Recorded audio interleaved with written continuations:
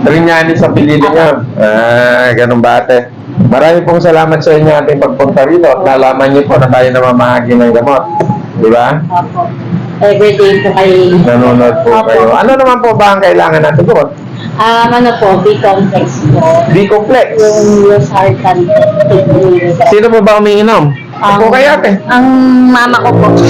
Ang mama niyo umiinom. Akala ko yung bata. Joke lang.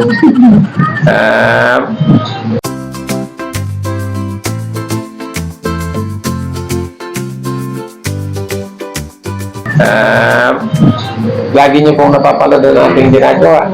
Ito po yung taga San Isidro. Binabati natin ang mahal na kapitana ng San Isidro, si Ate Vivian. Yan, Ate Vivian, magandang araw po sa inyo. Yan, isa sa iyong mga kababayan sa kabarangay, sa Barangay San Juan, ay sa Barangay San Isidro.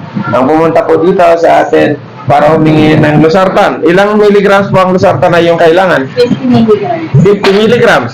Dahil ate, mga nauna kayong pumunta rito, magbibigay tayo isang box na ate, 100 pieces po ito. Pang matagalan na. Ano pong masasabi Ay, ano niyo? po sila?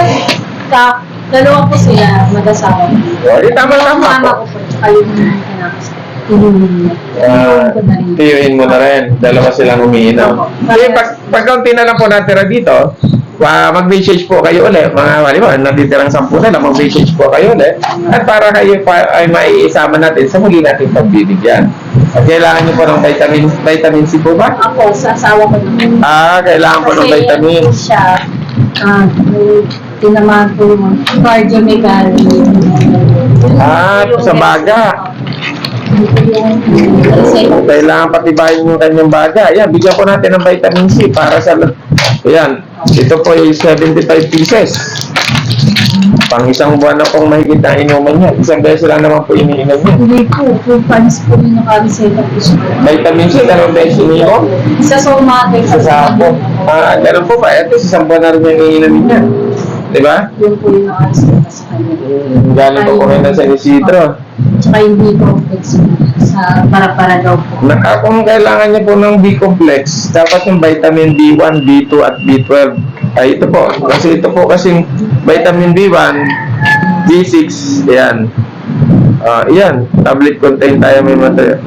Yan din po yung... Tama, ito nga eh. Ito nga, kailangan nyo nga ito. Opo. Sa mga para-para. Bara-paradong ugat. May vitamin C, kailangan nyo pa po pala ito. Opo. Ay, sige po, bibigyan ko na kayo ng ano nito. Ayan. Yan din po yung reseta. 75 pieces na rin po ata ito. 1, 2, 3, 4, 5. Tama. 5, 10, 15, Yan once a 20. day. Ayan. For 2 months. Ayan, ate. Ayan. Hindi na po kayo. Ano po masasabi natin? Maraming salamat po kay Edward sa mga gamot po na naibigay.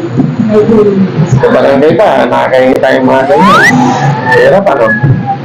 Di ba kasi yung maigi, ano? Kahit sa munisipyo, ano? Mahirap. Yan, eh. Kayo, yan. Yan ang mahirap sa inyo. Sabi natin, promise. Yan ang mahirap sa ating mga kababayan. Nung sila ito atakbo pa lamang, ang pangako kung ano-ano. Libreng gamot, libreng ganito, makakausap nyo. Pero pag humingi kayo at lumapit sa kanila, ang nangyayari, pahirapan.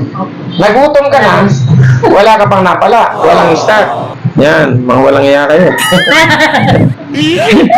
Maya kayo. Yan. Maya kayo, mga politiko, higit sa lahat dito sa bayan ng Taytay. May mga konsyales dyan na nakaupo ngayon, nangako, libreng gamot, magtatayo ako ng butika. Di ba, sabi ate? Butika ng bayan. Pag pumunta ka ng munisipyo, anong sabi? wala po. Walang stock. Walang iya. Kailan ba kayo nagka-stock dyan? Di ba? Kaya mga kababayan natin nangangailangan tayo namimigay dito. Sariling bulsa ng inyong abang lingkod. Lusartan. Hindi tayo namimigay ng pira-piraso. 100 piraso ang ating pinamimigay. Yun, vitamin C. Nakita nyo, binibigay namin. Hindi kami namimigay ng 10 piraso. Namimigay kami pang 1 buwan, 2 buwan, 3 buwan ang aming ipinamimigay. Di ba? Kaya sana tayo mga Pilipino, higit sa lahat mga taga-Taytay, mamulat natin sa katotohanan. Darating na naman ang eleksyon natin. Mayroon na naman magpo-propose dyan ang kanilang plataforma. Butika ng bayan, iikot. Iikot lang pala, walang gamot. Sa umpisa lang. Sa umpisa na ate, kayo may sabi niyan. Ayan. Sa parang sila. Kaya, Wala na. wala, mahiya naman po kayo. Kayo mga politiko na nangangako, tuparin nyo. Anong ginawa nyo? Nagpayaman lamang kayo sa sarili nyong bulsa. Yan. Sasabihin ninyo, pupunta sa inyong opisina, bumalik na lang. Pagbalik, ang laman ng sobre, 20. Tama ate? Mabuti kung may 20 pa. Minsan wala. Di ba ate? Ngayon ate, magkano pa masahe mo papunta rito? 50 na po. Sa 50 punta dito, 50 pa balik. Hindi 100. Paano luwala natin pamasahe mo? Ha? O gagawin natin ng 200. May tigas kayo. Makahingi ka rin ng bigas. O sige, may 200. Pahingi na din ng bigas Diba, natin. kagawad? Kagawa saan eh. Sabi ko, Salino mo ng... Salino mo ng... Sabi ko po sa kanya, sana mabunod po ako. Live na live tayo. Ito ate yung pamasahe mo, 200. Alam ko yan ni Kagawad. O sige. Tayo live na live ngayon na namimigay. But everyday po siya nagla-live. Yan ba ate, nahihingi nyo ba sa barangay, sa munisipyo ng ganyan yan? O nakakausap nyo ba ang inyong kapitan o ang inyong mga konsyal? Hindi, di ba? Tataguan pa kayo. Dito po, nakita nyo, live na live kami ng mga hagi. Humihingi, bigyan. Ito naman ang gusto natin. Di ba? Yan. Ganito na mo kagawad saan eh. Tayo live na live tayo namimigay. Ito po ang mga kababayan natin na nangangailangan ng tulong at pagkalinga na naaalala lamang ng mga tumatakbo na nakaupo ngayon sa oras sila'y muling lalaban. Pag nakaupo na, paalam. Di ba ate? Pag uwi niyo po, sana po ipamahagi niyo po, mag-subscribe niyo sila. Ganda may bigas ka na po Lagi ate. po ako nagsishare. Ganun po ba? Ayan. Ang atin naman ito ay pagtulong. Wala tayong layunin manikit ng kapwa. Pero minumulat natin ang ating mga kababayan na sana'y matuto na kayo, parang awa niyo na. Huwag na kayong bumoto ng mga politikong sinungaling. Ako nga, naisa na sa nabiktima. Nung siya'y tumatakbo, alam na alam ang bodega ko, alam ang tindahan ko, pati pangalan ko. Pero nung manalo, hindi na alam ang bodega ko at ang pangalan ko tuluyan nakalimutan. Alam mo yan kung sino ka. Naiya ka. Diba? Wala kayong mga kwentang tao. Ang galing yung mga ako, hindi nyo naman kayang to pa rin. Okay lang ako, pero mga kababayan natin, na ginawa ninyo, anong ginawa nyo sa kanila? Pinaasa nyo, ginutom nyo, pupunta sa munisipyo, pupunta ng barangay, hindi nyo haharapin, papipilahin nyo, sabay uwi ninyo. Di ba? Anong klaseng tao kayo? Dagdag mo kagawatan eh, mukhang maluwag. Di ba? Ganon kami.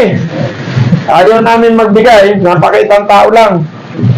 Ibalik kami. Ako naman kahit papano, pag-uwi ko, salamat sa aking mag-ina, sa aking pinasawa. Siyempre, napagdating ko, may makakain ako. Yan.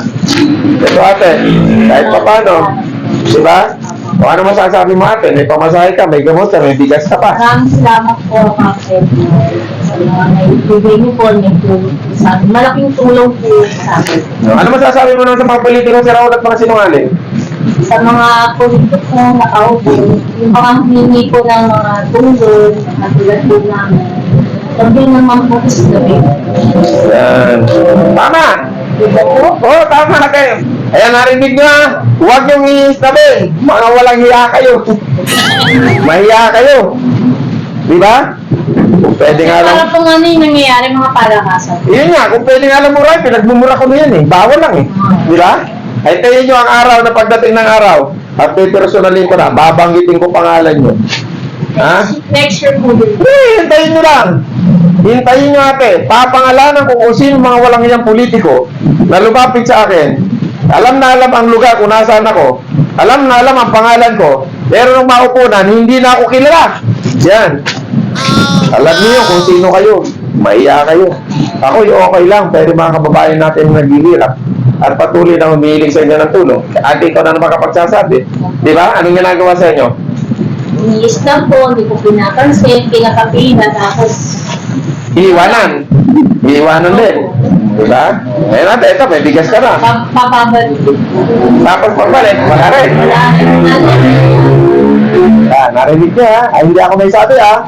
Pero ako rin mismo. Alam ko yun. Kaysa, siyempre, nararanasan naman po. Kaya, Hindi, saka ba kayo matakot ate? Sila yung naging mayor, naging konsyal, naging kapitan, naging kagawad. Dahil sa atin. Pero nung mga puna, wala. Ginawa nyo kami mga basura. Nahiya kayo. Yan, binabati ko. Si Ate Ami. Yan, Ate Ami. Tatay Bal. Kuya Jonas. Magandang araw sa iyo at sa lahat na nag-leader sa atin at nagmahal sa akin at patuloy na nagmamahal sa akin sa Rubido Sisters. Maraming salamat sa inyo. Yan. Sa Vlog Day, Ate Bergie, Ate Marlene, Ate Noreen, sa Almot, at sa lahat. Sa mga nakalimutan ko, kay Maring Corona, kung may nakakalimutan man ako, pasensya kayo, Kuya Damian. Nag-rider po.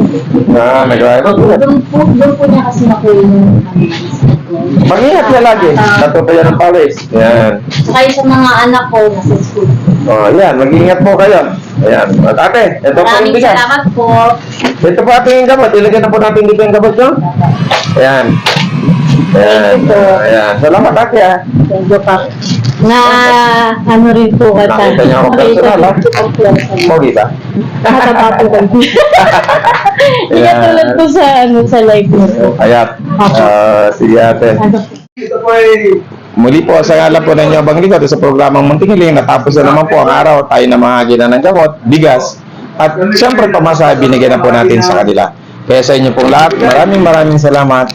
Purihin ng Panginoon at maraming salamat po sa inyong lahat. Ayan. Salamat po at sana'y patuloy natin subaybayan ang ating munting channel, Munting Hiling by Cap Edward, at pakisubscribe na rin po at pakipollow na rin po ako sa aking Facebook page, Munting Hiling at Edward Pante. Maraming salamat at magandang araw po sa inyo.